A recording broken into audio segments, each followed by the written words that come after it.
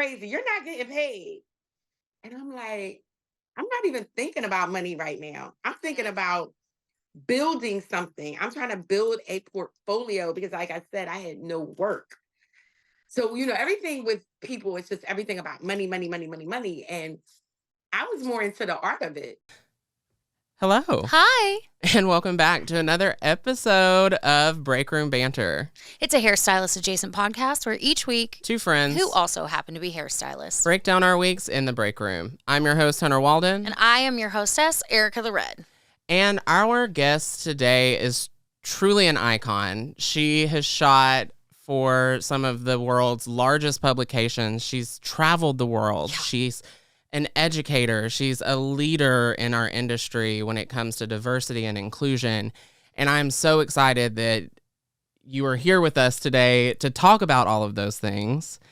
In the break room with us is Miss Kia Sterling. Yay! I wish I had a round of applause. Thank you so much for having me, guys. I'm so Thank excited you. to be here. It's an honor. It's an honor to have you here with us. I was looking at your website earlier and I was like, oh my God. You're seriously amazing. So Thank you so much. Well, I think too, like we were looking at your website together and just the amount of work that you have and you can see the passion behind everything that you do, like just from the outside looking in. So I'm really excited to dive into all of the facets of Kia Sterling. But we start off every episode with our peak and our pit. Do you want to go first or do you want me to go first? You can go first. Okay. So my peak is that I had this weekend, I relaxed-ish. I relaxed for me. I didn't go do a lot of stuff. So I got to be home with Bradley. We got the house clean. That's a big deal. Yeah. Our house was not dirty, but when you walked in, you could just tell we had been living. We had been living good. You mean people live here? No, right. And then my pit is I have this finger problem going on right now. Really? Yeah, it's I don't want to say arthritis, but my joints are really swollen to where I can't really bend my finger and or put my wedding ring on. Uh-oh. So that's a pit. Okay. I don't know what's going on with it. I'm going to go to the chiropractor first and then see if that works. So I need a referral. Right. Got you, boo. Got you. My turn? Yeah. Okay, so my peak would be I had a friend from out of town come visit. That was nice. Good to catch up. And then I don't really have a pit. I can't really think of anything. I mean, I guess there's some continuous family drama that's still continuing that is not a high point. We'll say that. But I do feel like I'm kind of proud of myself for setting healthy boundaries in that situation. So while it isn't fantastic, it's also I'm not letting it be a pit, because I'm not in control. So, yeah. What about you, Kia? Well, I'm proud of my pit. Well, no, my peak. I'm sorry. I'm proud of my peak. So, you know how you create these to-do lists and they become overwhelming and sometimes too long? Yeah. I completed my to-do list for the last 3 days. So go me. I'm so excited. Yeah. Because you know how we get caught up. We start doing other things and the to-do list gets pushed to the side. So my to-do list is complete. I feel very accomplished. Good. But my pit is probably because my to-do list got done. I didn't make my yoga class. Oh no. Yeah, I love yoga. And So it was kind of like, all right, go to yoga or finish doing what you got to do. You got to get this done. So that's my pit, but it's because of my peak. So you can't have it all. Double-edged sword. That's though, right. right. It's good. I love it. I love it. Am I first? You are first. Okay. So I read in an article that you realized at 9 that you wanted to be in the beauty industry.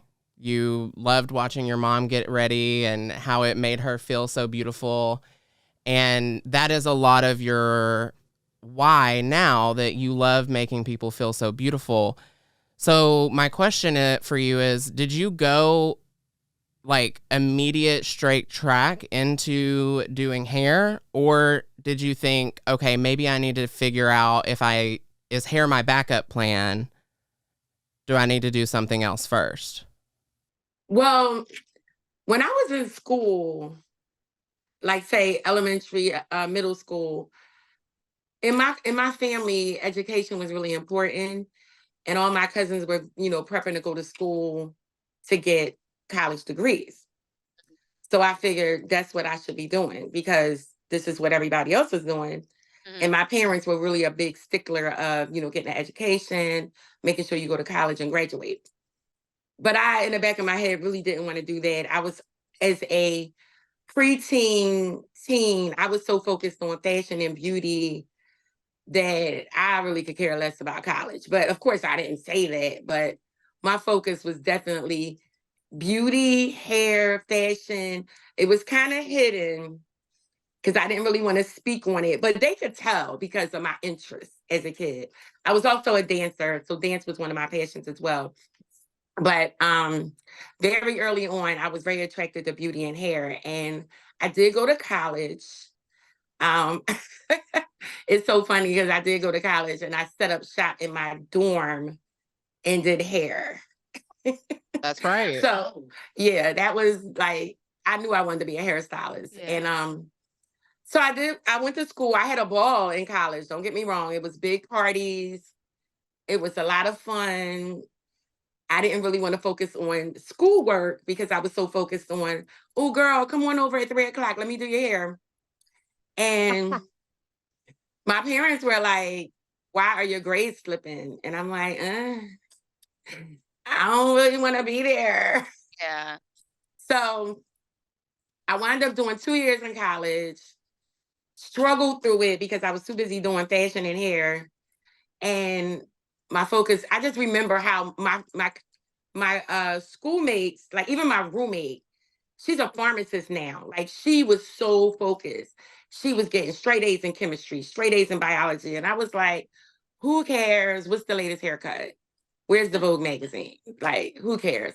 So I came home from college after 2 years, sat my parents down and was like, hey, gotta have this talk. I'm scared to death because I don't know what they may say. But they were super supportive. I was super surprised. My dad was an artist as well, so I think he kind of got it. And it was like I really knew what I wanted to do. I think I was 19 at the time, and I was really focused. And my parents were like, okay, cool. If you find a cosmetology school, we'll pay for it. So I was like, that's easy. So the next thing you know, a couple months later, I enrolled in cosmetology school. I love that. Here we are. So you worked as a stylist behind the chair for 20 years, right? And then you've been doing editorial now for the past 11, correct? So do you remember your first shoot and like how did you feel walking in that very first time? My first test shoot? Yeah. Okay, my first test shoot. So for those that are listening who don't really know what a test shoot is when you gather with other creatives, photographer, makeup artist, wardrobe stylist, and model, and you create something beautiful. And it's not something that you pay for because everybody is basically collabing together and we're all getting images from this project. So that's a test shoot. So my first test shoot it's so funny. I wasn't nervous. I was so excited. I was just like, oh, I remember being like all over the place. I wasn't nervous. I was excited, but I could see what I wanted to see as my end result, Mm. if that makes sense. Your vision was And clear. yeah, my vision was very clear. I could really see what I wanted to do as my end result. Now, we were all very green to the industry of photo shoots, the whole team I was working with, but we developed well together. Um, I remember I was really lucky. I had an amazing model. She was amazing. The hairstyle I created was actually amazing. When I look back, I still really like that work. I see a lot of flaws in the whole project now that I'm seasoned, but it was such an extremely exciting experience. The team I worked with, I still have a relationship with all those artists. And it was just really so cool. I stress to people to do test shoots. And at that time, I was testing probably 3 days a week. After work, Wow. like I would get out of the salon at like 7, 8 o'clock at night. The photographer was like, "You want to do a shoot tonight?" I'm like, "Yeah, I'll be there at 8:30." We grabbed the model. We were just trying to build our portfolio as quickly as possible. And the more you shoot, the better you get.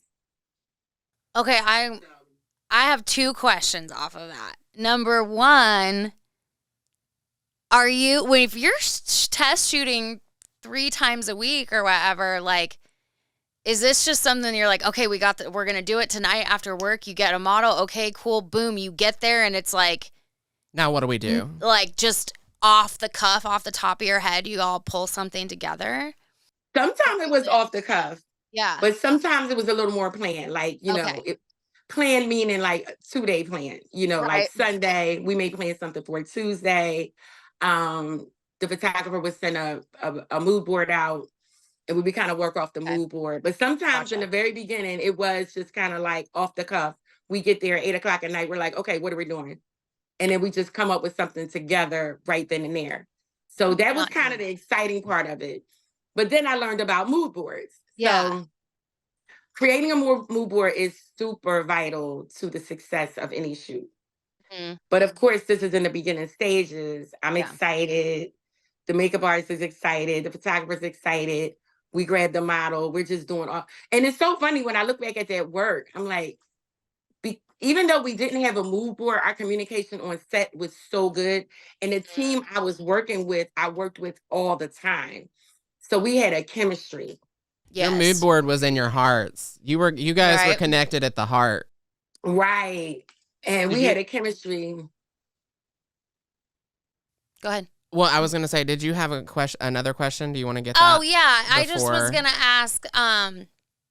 So from you start your test shooting and then to like your first big, magazine cover spread or whatever. Like, what was that? How did that process go? How long was this a dream in the making before that like came true the first time that you're printed in Harper's Bazaar or something?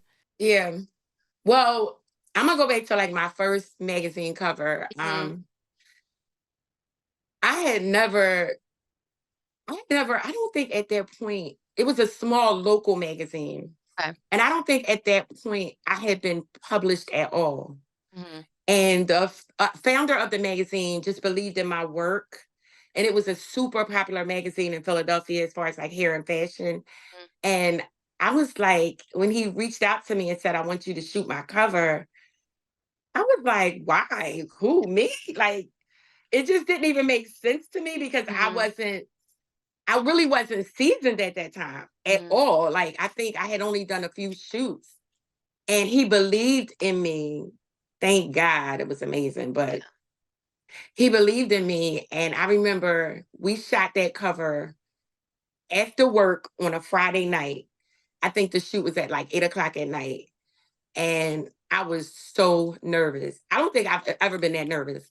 I was so nervous because the hairstyle I was creating, I had never done, but I Mhm. practiced it that week because I knew that's what he wanted for the cover.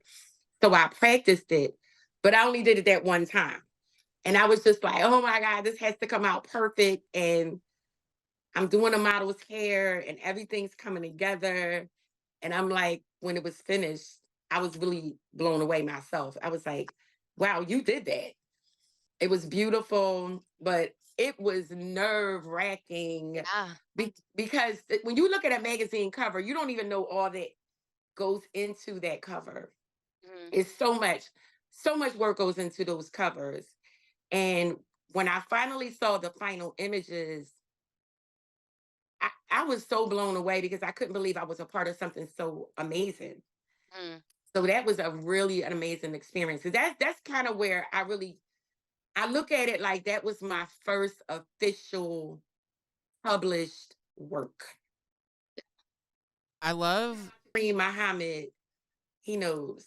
Kareem Muhammad was the photographer and he was the founder of Q4 magazine here in Philly. So that was my Okay. first experience and it was phenomenal. Oh my God.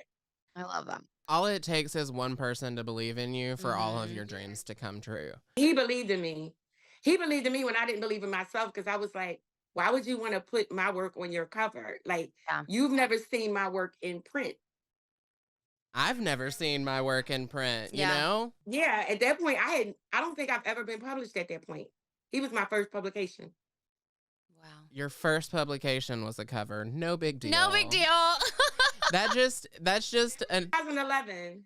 that's just Wow. a testament to you and how you do nothing small. I love how like you have this group of people that you got combined together, and was it like maybe one week the photographer made the mood board, and then maybe like each hairstylist had a mood board of their own, and it was just like, hey, I want to shoot this, here's my team, let's go. Yeah, we would. Yeah, I remember I would sit when I would get a break in between clients. I would sit in the break room at work, and I would create mood boards, and I would send them to the makeup artist and be like, "What do you think about this?" I would create a mood board. Sometimes the makeup artist would create a mood board. Sometimes the shoot was makeup focused Mm. and the hair was like played the background. So I would just like kind of give a nice, really pretty slick chignon. And then the makeup artist would go off on the makeup. And then the next time we shot, it was all about the hair. The next time we shot, it may be a fashion shoot where it was all fashion focused. It was all about fashion and clothes. So yeah, we would take turns creating mood boards. And it was really cool because it really helped develop my eye early on as far as when you work with, I started working with other photographers around that time. And the more photographers you work with, the more teams you work with, you start to develop an eye and you start to really understand what goes down on that set and how this image is going to come to life. So it was a really great experience for me learning. I'm still learning. I can consider myself a forever student, but that was a really great time for me to learn and even learning how to create mood boards, just watching other people create mood boards and putting them together. So that's a mood board is vital to any production because it saves time.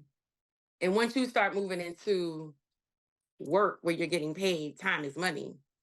So you have to know what you're doing when you arrive on set because nobody has time for, okay, what are we doing? We don't know what we're doing. We don't. No, there's a whole mood board sent out. If any changes need to be made, they're made. Sometimes there are changes made on set.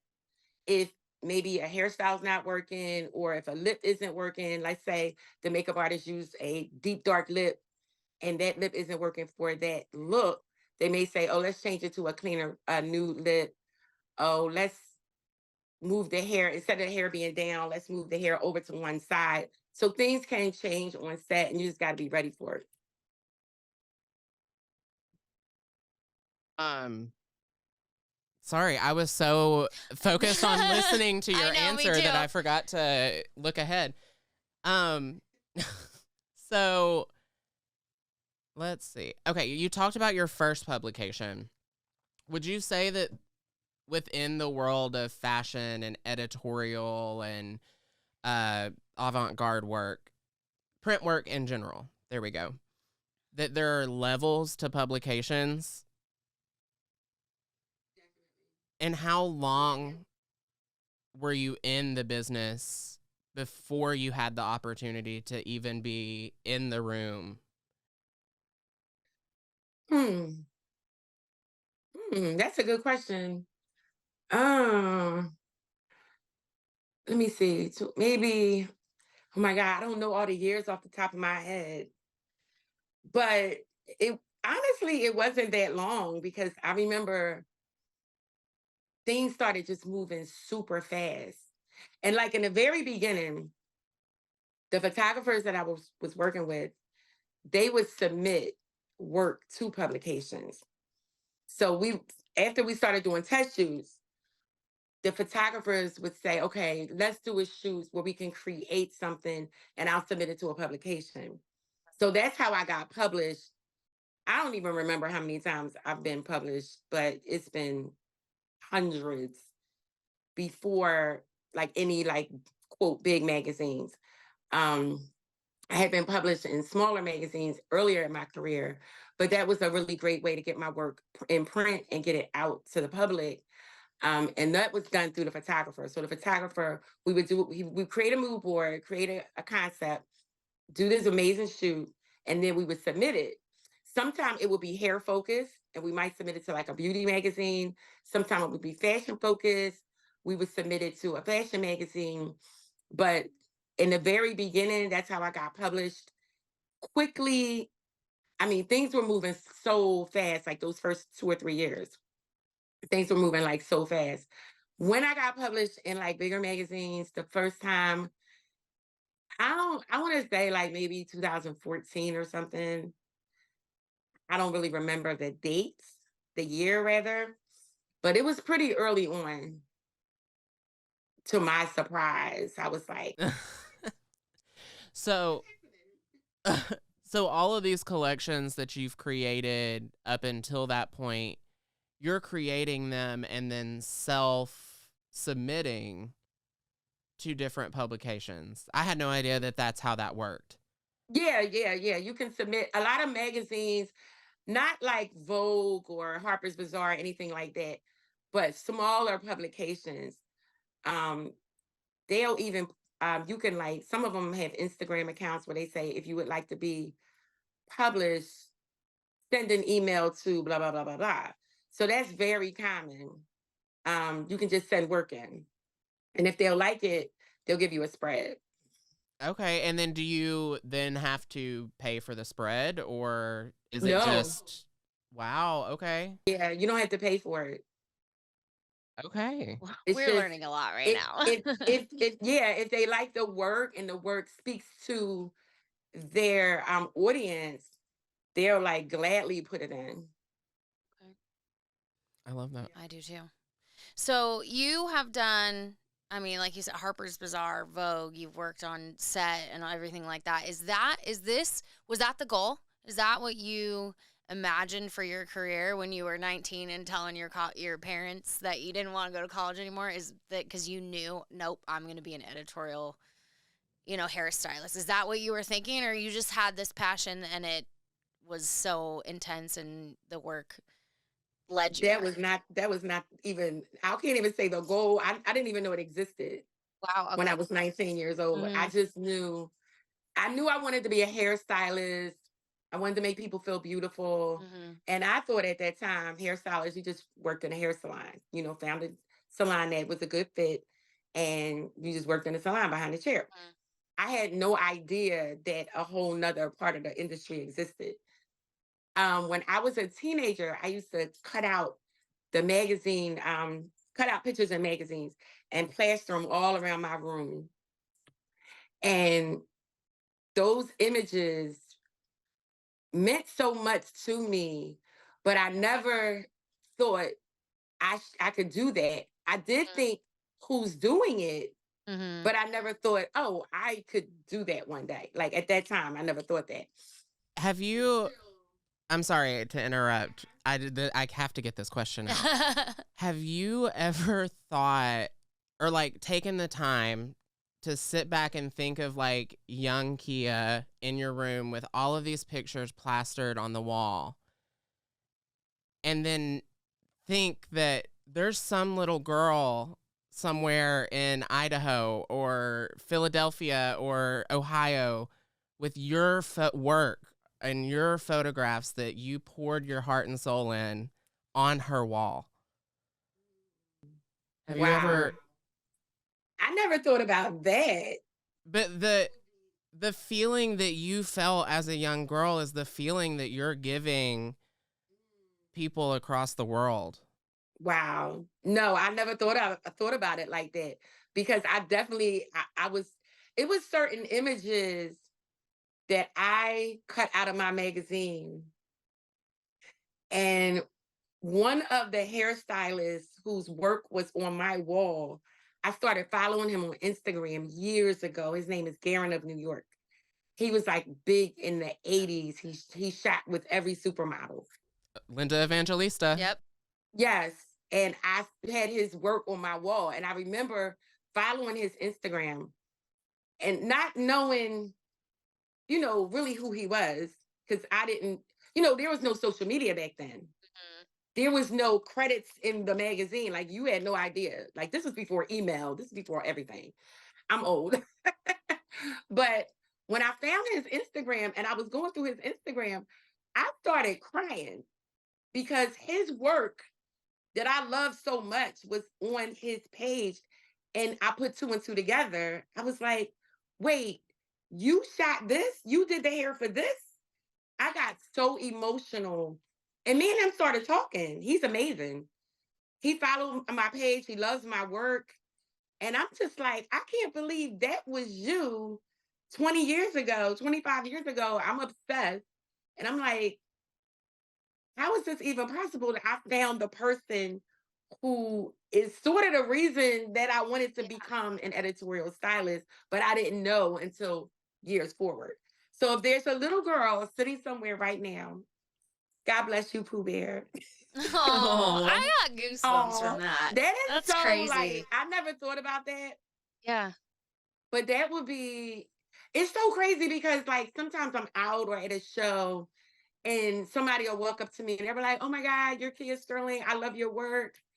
And they'll say like, you did a shoot years ago, and they'll kind of know like around the time and what magazine or what picture, and they'll describe it. And they're like, I have it saved on my phone.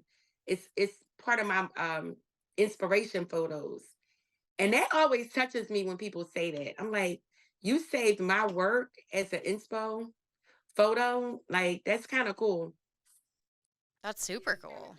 I have I think it's like braids with a beaded bang. That's been in my Pinterest for a very long time. And when we were looking through your website, I said, oh, she did that. I know. Yes. That's so cool. There were definitely a couple of them that I didn't know were yours that I've seen on Pinterest and stuff too, that I was like, oh my God, I've seen that before. That was her. That's so cool. God, see, that makes me feel so good. That is so cool. For people to just like, and it's so funny because I always say like when we start with a concept, like say I want to shoot, I have something in my head, and then I'll draw it out sometimes, and I'll go to the beauty supply store. This is where it starts. It's like it starts in your head. Maybe I'll draw it out. Go to the beauty supply store. Gather hair, gather products, tools. Sometimes I go to the art store because I love the art store. That's like my favorite place in the world to go is the art store. You can find so many things and be creative. But when people say, oh my God, I love this, I always say if they only knew how many steps it took to get to that, or how many failures. Because I've done stuff where I was like, this sucks. This is dumb. Like, no, we're going to have to do something else. This is not working. And then you kind of retract, and then you come up with a better idea or a better technique or whatever. But I always think it's so cool. And I know now because I do editorial work, when I look at editorial work on Instagram or TikTok, I like people's like, oh my God, that's amazing. And I know how much time, because like my work is not avant-garde. Let's say avant-garde, for instance, that I'm so obsessed with avant-garde, but that's not my expertise. But I know it takes months. Like some of those pieces, it takes. It ain't no joke. You're coloring wefts of hair for like days on end. Yeah. It takes forever to create some of those elaborate, mind-blowing. I'm like, oh my God, that's amazing. So yeah, I think that's kind of dope though. After 30 years in the business and working with some of the biggest names in the industry, like Garen, New York, and shooting with Vogue and Harper's Bazaar, what advice would you have to that little girl with your photo on her wall that aspires to reach the same heights that you've reached? Ooh, hmm. Let me see. I don't want to say anything cliche because everybody always says believe in yourself. That's like the biggest thing. Believe in yourself, but believe in yourself. It's true. Um, I would say practice, practice your craft, figure out what it is that you want to do, and do everything. Like I tell people all the time, it's hard to figure out what you want to do when you haven't done everything because you don't know what you like yet. So jump in there, kind of do everything, figure out what you like, practice, practice, practice. And I know believe in yourself does sound corny, but I'm going to say it. Believe in yourself, get a mentor. Having a mentor is a great thing. Um, Tune out the naysayers because people are always going to say, oh, girl, I remember people used to tell me, like, when I would do all those test shoots in the middle of the night, girl, you must be crazy. You're not getting paid. And I'm like, I'm not even thinking about money right now. I'm thinking about building something. I'm trying to build a portfolio because, like I said, I had no work. So, everything with people is just everything about money, money, money, money, money. And I was more into the art of it. The money will come if you're passionate about something. And I knew that because, again, I was older starting that editorial career. I didn't start that at 21 years old. So I would say, tune out the naysayers, trust the process, and have a lot of patience because patience is a virtue. Period. That's really good advice. So after following up to that wonderful advice of believing in yourself, did you ever,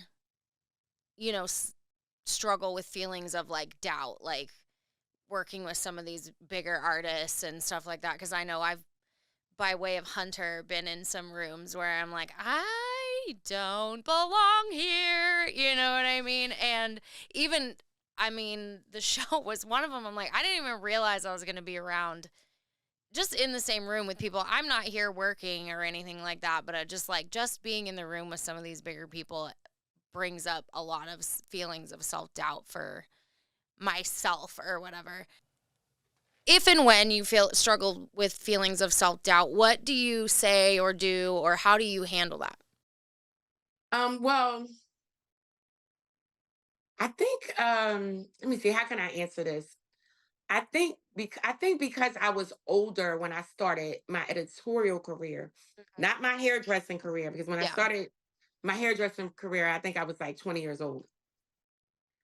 I think at the 20-year-old kid hadn't experienced life or the world yet. So self-doubt was really big in me then. It's like, oh, am I supposed to be here? Am I worthy of this? I think that was more prevalent in my younger years until as opposed to when I got into editorial. I was moving so fast and doing so much that, of course, you feel a little bit of, am I supposed to be here? Am I supposed to? But it was like this thing in the back of my head, like, girl, yeah, you're supposed to be here. What do you mean? like, Yeah. you you're here for a reason. You're supposed to be here. So to answer that, my self doubt, I do have some, but I compare it to, I always compare me now to me when I was 20 or 25 or 30, and I've evolved a lot.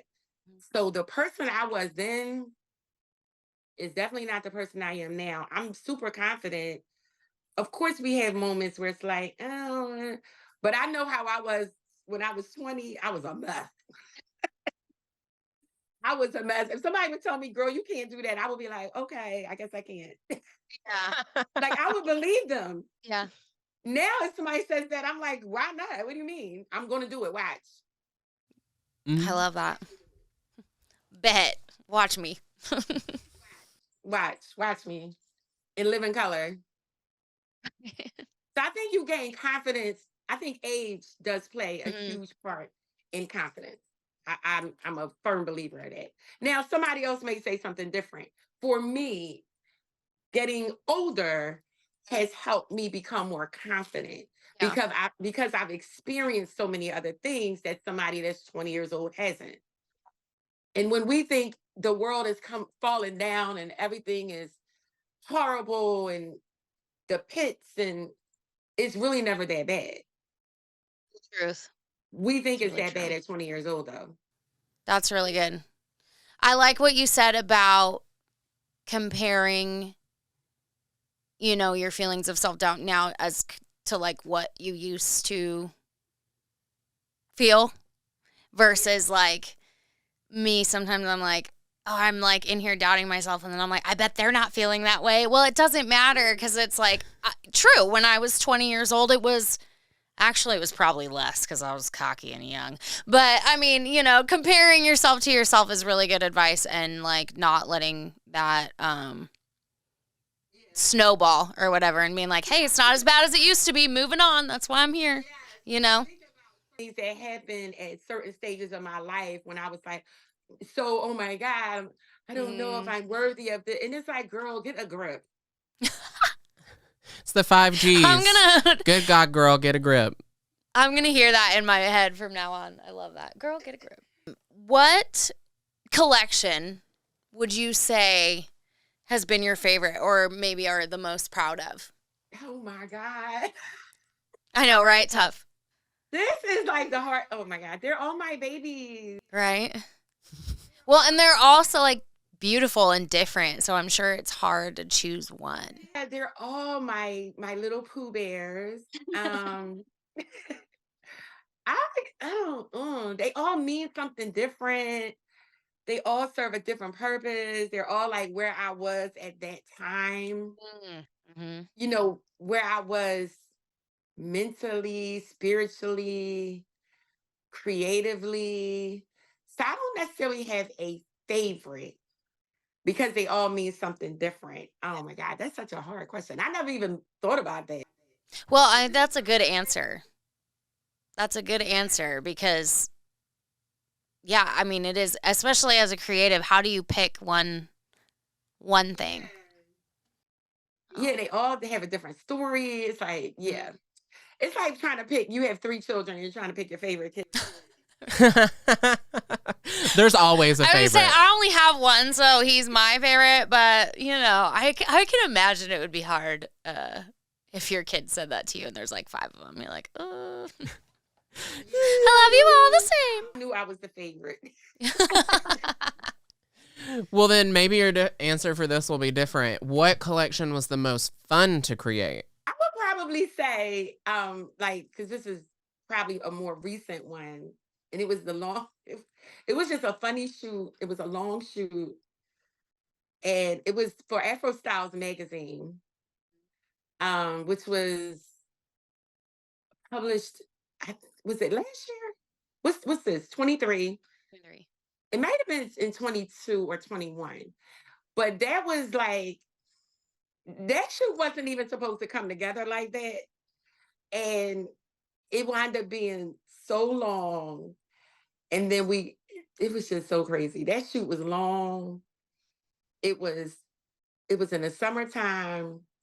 The restaurant we wanted to eat at, we were all like stuck on this restaurant, but we let the time go by and the restaurant closed, so we couldn't order our food. So that shit was fun because we did all these crazy Instagram stories, like asking questions. Well, what was one of the questions we did? We did like, would you go on a date? Like if you meet a man, oh, I know what the question was. We kind of all put this on our Instagram story. It had something to do with, if you meet a man, would you go on a date for lunch or dinner? Like what's more appropriate? Like a lunch date or dinner date. So we were talking about all these like crazy things on set. And it was just one of those like, we got to get through this long day. So we got to make up all this crazy Gonna stuff. have to have But fun. we had a lot of fun on that set. That was fun. That was Love that. fun. Yeah. After having done all of these things, where do you draw inspiration from? Like, is there something that inspires you the most if you're going through a creative block, like even if it's just going on a walk in the city or something like that? Or do you have like other artists that really inspire you? I definitely have other artists that inspire me. That's absolute. It's some phenomenal artists on social media that I follow. But for me, and I hate when I get in a creative block, but I just started trying to do things differently. Mm. I read a book a long time ago, in the book, and I tell people this all the time because it makes a difference. In this book, I don't even remember what book it was, but he said, when you get stuck creatively, sometimes you need to see something different. Now, everybody can't go take a trip. You know, everybody can't go travel. So a really great, inexpensive way to see things different. Because what I look at is, when you get stuck creatively, you have to start to see things differently. Um, so if you work in a salon or wherever you work, most people take the same route to work every day. When you think about it, Mm. we go to work, you take the same route. If you change your route, you see different things. And I never thought of that. I said, what is this man talking about? So the next day I said, I'm going to change my route to work to see what I'm missing. And changing my route to work, something that small, opened my eyes to, I was like, I've never seen this tree. I've never Yeah. seen that building. I've never seen this because I've never driven down that street. So I think that's a small thing, but it's a big thing. So what I do now is, wherever I go frequently, I change my routine. So that way I can see different things, because seeing different things will creatively stimulate you. I get creativity from everything. No, like it could be, I'm a people watcher, especially when I go to a new city. I'm like, I love to like hang out with the people, watch the people, look at their hair, how they're dressed, how they interact, their vibe. Um, I love art, because I'm an artist. But I love excuse me, I love looking at art. I love looking at things that have nothing to do with hair. Mhm. It could be, you could like look at a pattern in carpet, a pattern in curtains, colors of nature, walking through nature. There's so many things. And I think people that are artists, because I know this from people who are not artists, always look at me like I'm crazy when I say stuff like this, but I'm like, we see things that are not there. Mm. So as artists, we will see a plant, for instance. I'm a plant mom. I love plants. And I'll look at a variegation in a plant, and I'll see a hairstyle in the variegation in a plant. Now, Mhm. it may not be the entire variegation. It may be just one piece of it, but I'll be like, oh my God, it would be so cool if I did this and did a braid and did this. And that was like my inspiration. So Mhm. I just think artists see things differently. And we, looking at everything differently really helps me. Traveling is a big one. Like I love to travel. I love to eat. I love food. Mhm. You can get you creativity is all around us. We just have to be open to it. And sometimes it's easy to get into a slump, trust me, because I have my little, I don't know. I have no idea what I'm doing. I have no idea. I can't see. You know what I mean? But that's when I start changing my environment, going places I haven't been, watching something that I have never watched, reading something I've never read. You have to change your eye. I really think that's an important part. I think that's good And, advice because it and is then easy to get into a also, routine. yeah, and then also like talking to other artists. I have tons of artist friends, but changing your routine because we can get into a rut. And I know Yeah. you guys know, do the same thing every day. We can get into a rut. It's real easy. You kind of already answered this, but so traveling all over the world, working globally, what what area of the world has your favorite style is like overall, and how did you train your eye to recognize the differences in those styles? Well, my favorite place as of right now, well, it's been my favorite place for a while. It's London. I love it there. The people are cool. The vibe, minus the rain, minus the dreariness. Because I feel like every time I'm there, it's like overcast, dreary. Although I was there, the last time I was there was sunny for like 2 days. But London is just such a vibe. It's a cool place. Everybody's just vibing. They have the coolest shops, boutiques. Even their they call them donation shops. We call them thrift stores here. They have the coolest donation shops there. Like you find all kind of goodies. And of course, Harrods is there. But I just yeah, like Harrods is there. Harrods is amazing. But I just I just see, I don't know, I could see like a little girl. And matter of fact, where was I? I was somewhere the other day, probably Starbucks. um, I s- I saw a little biracial girl. She was stunning.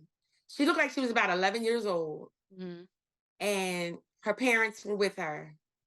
And I turned to the side and I looked at her, and I was like, her complexion was like her complexion was about my color. Her hair was this beautiful blonde. Mhm. Her color was so pretty that I had to say something. Like, of Yeah. course, we're hairstylists. I'm like, Right. they're probably like, why are you staring at my daughter? Like, I'm like, she's gorgeous. And she had no idea. And her mom was like, she hates her hair. And I'm Oh, that like, breaks my heart. oh. And it was like very tightly coiled Mhm. and it was blonde. And then she has this brown skin. And I'm Mm. like, you are stunning, Oh. baby.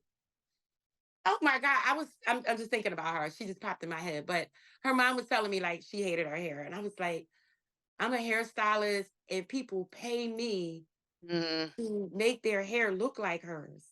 It had all the blinds, the highs, the lows, the dimension, Mhm. and then her brown skin against that light hair. It was just Yeah. breathtaking. I was like, oh, I felt bad. I was like, come hang out with me for a week. So wrapping it up a little bit here, what is next for you? What is next for me?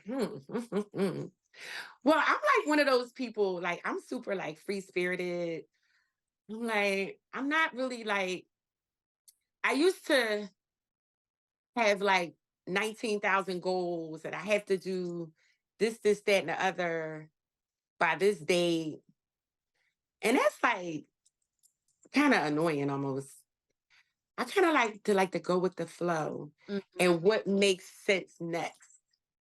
You know Yeah. what I mean? Like sometimes what's on your goal list doesn't really make sense as your next move. Yeah. So I have a goal list, but I don't follow it. I think like most people follow it. If that makes sense, because I feel like most people have these goal lists, and they try to knock their goals down, but sometimes you can't get to this goal until you finish doing this, or you have to make this connection here Mhm. to get to the next goal, and that wasn't completed. So I don't I'm not really a follower of, oh, I'm going to do this next. Next. next is Fashion Week. What? I said next, if you want to say like, what am I doing next, will be like, the big thing will be like Fashion Week. Oh, okay. Okay. There you go. New York Yeah, Fashion That's Week. pretty cool. Yeah, Fashion Week. And this, it's the holiday season. It's so important to me right now, my family. Because I can remember when I first started out, I was like, I don't have time to go to baby showers. I don't have time to go to Yeah. bridal shop. Like, because I was like focused on my career. And I think the older you get, you just realize like sometimes you need to sit still and really chill out with the people who care and really love you. Yeah. So Thanksgiving was so great to me. I had a ball Thanksgiving. Christmas is coming. I'm excited to be with my family. So this is the month of December, and I'm so excited about the holidays, friends, family. So I know that sounds so corny to some people, but I'm so excited. No, I love that. I Well- I think it's am. good that you know what's really important. Because my schedule from February to October every year, February to October, is so hectic. It's like show. It's I'm like on a plane, show. It's so hectic. Come November, I'm like, okay, now what? I love being stationary Yeah. and just being able to have time with my family and my friends. That's so vital because that's what truly makes me happy. Mhm. I love being with my family. Mm-hmm. I I love that. Work hard, play hard. Yep, absolutely. Yeah. So, tell us, where can the people find you? Well, you can find me on Instagram at Kia Sterling Hair. On my social media, TikTok, Instagram, Twitter, which is now X, I think, Yeah. right? All my social media handles are Kia Sterling Hair. My website is Kia Sterling. Oh, what is my website? KiaSterling.com. And I do have a boot camp coming up next year in Ooh. 2024. So stay tuned. There'll be an editorial boot camp for editorial stylists. So stay tuned. I don't have the date yet, but it is coming. Okay. Okay, I'm well, gonna be whenever looking out you for have that. the date, you should come back on the podcast and we'll talk about it and we'll get people there. Oh, okay, cool. Sounds like a plan. Heck yeah. And we'll be there too. And also, your website is so amazing. So if you're listening to this and you haven't seen Kia's website, go there. And I just have to tell you, the part where it's like, Kia Sterling Hair is a lifestyle. I was like, yes, bitch. Like, that's so awesome. Yeah. Also, did you design that yourself or did you have someone that? I got no. Oh, well, Okay. it's epic. No, my web designer is phenomenal. He's based in Atlanta. His name is Jamal. Well, Well, shout out Jamal. Jamal Lott. Yeah, he's phenomenal. Well, I'm yeah, not that skilled. it is It's amazing. gorgeous, yeah. Well, that's how you can find Kia. If you want to follow us on our social media journeys, I'm at Herrick's Hunter on all the things. I am Ericka the Redhead on all the things. And our podcast is Breakroom Banter Pod on all the things. And until next time, You always have a seat at our table. bye. Bye. Thank you.